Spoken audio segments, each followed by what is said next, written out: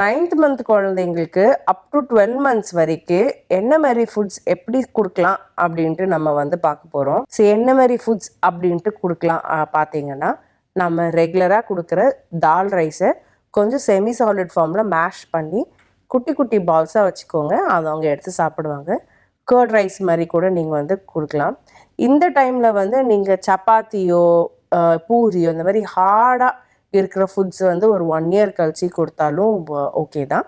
அப்புறம் நம்ம உப்புமா பண்ணுவோம், பொங்கல் பண்ணுவோம். இந்த மாதிரி ஃபுட் எல்லாமே நீங்கள் கொஞ்சம் அவங்களுக்கு செமி சாலிட் கன்சிஸ்டன்சியில் வந்து மிக்ஸ் பண்ணி நீங்கள் வந்து எடுக்கலாம்.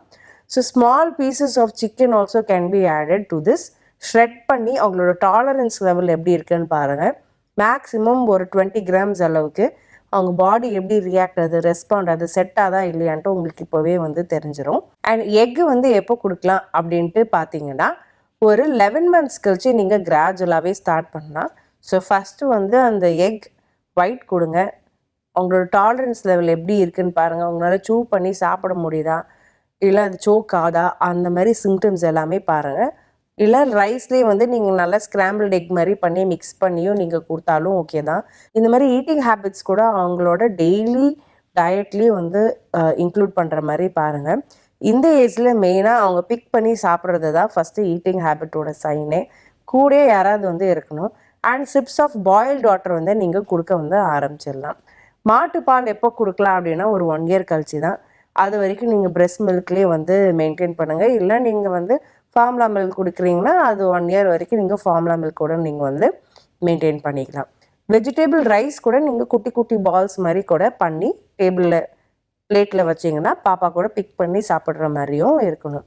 இது கூடயே ஃப்ரூட்ஸ் வந்து நல்லா ஒரு பெரிய செமி சர்க்கிள் பீசஸாக இல்லாமல் அதை வந்து குட்டி குட்டி பீசஸாக நீங்கள் பிக் பண்ணி சாப்பிட்ற அளவுக்கு வந்து இருக்கணும்.